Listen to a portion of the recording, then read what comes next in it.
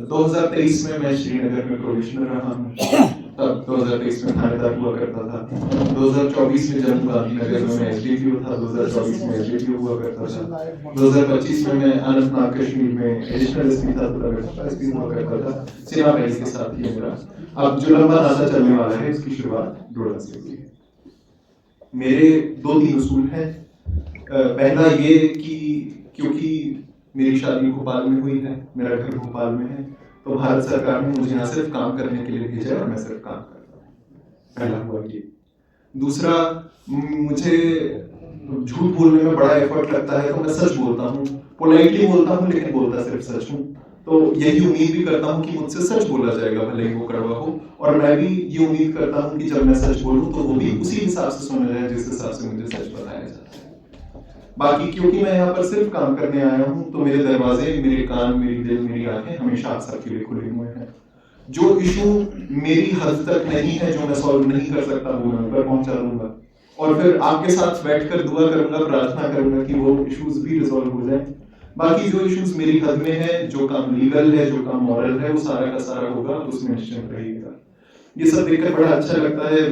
विनोद साहब का खास मैं शुक्रिया अदा करना चाहूंगा, उन्होंने ऐसे शॉर्ट नोटिस पर इतनी अच्छी गैदरिंग, इंट्रोडक्टरी मीट जो है वो रखी, और उससे भी ज्यादा इस बात का शुक्रिया अदा कि उन्होंने जिस हिसाब से अपने धर्म को निभाया है, जो अपने पुलिस धर्म में उसे निभाया है, अपनी ड्यूटी पूरी की है और अभी तक करते हैं, उसके लिए मैं कॉन्ग्रेचुलेट करता हूँ और उनका धन्यवाद करता हूँ।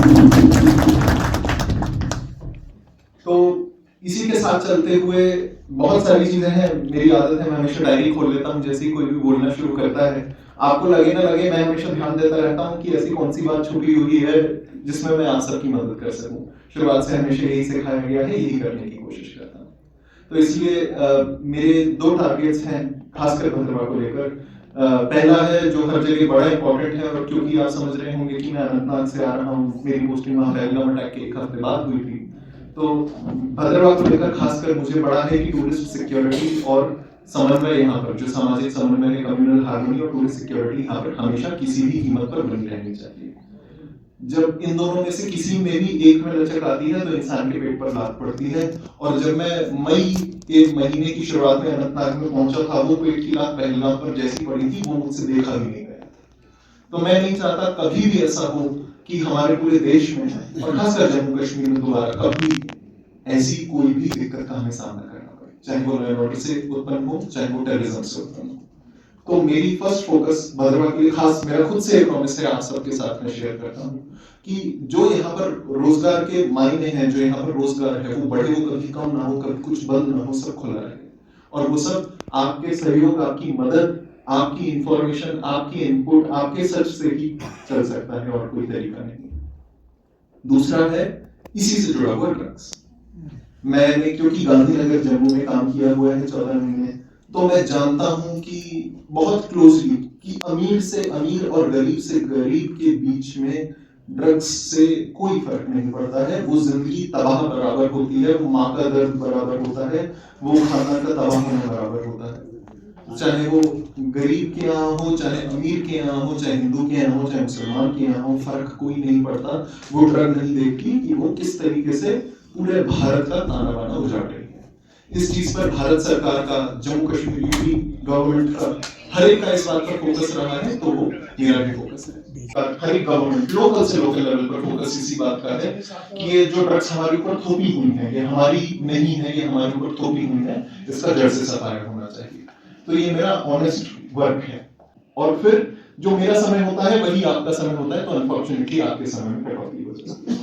इस मजबूरी को याद रखते हुए भी मैं कोशिश करूंगा कि मैं आप सबके साथ जब जब हो सके तब तक आपके पास आकर ही मिलूं, चाहे आपके घर के पीछे वाले पहाड़ पर ही मिलूं, लेकिन मिलूं जरूर।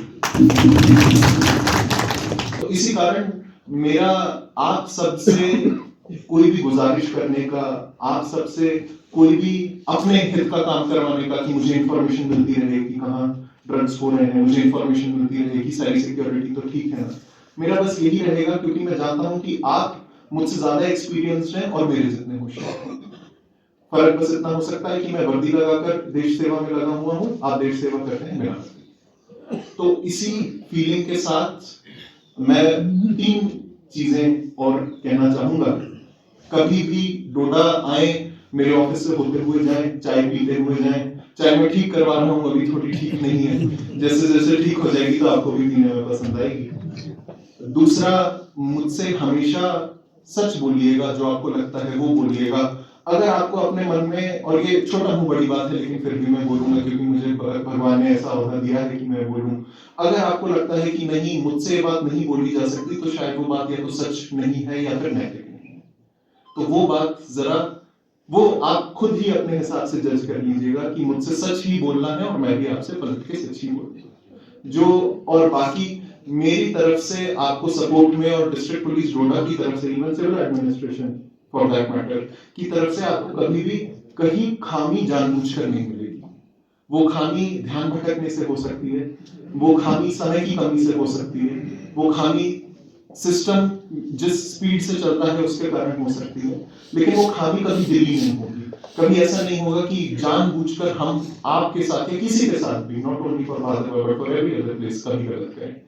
तो उसमें प्लीज हमारा सपोर्ट करिएगा, और आप सबसे मैं उम्मीद करता हूं कि मैं यहाँ से बहुत कुछ सीख कर जाऊंगा, बहुत कुछ लेकर जाऊंगा, और पलटकर आपको भी और बेहतर, सुरक्षित, खुशहाल भादरवा में आप सबकी मदद करूंगा। Thank you so much.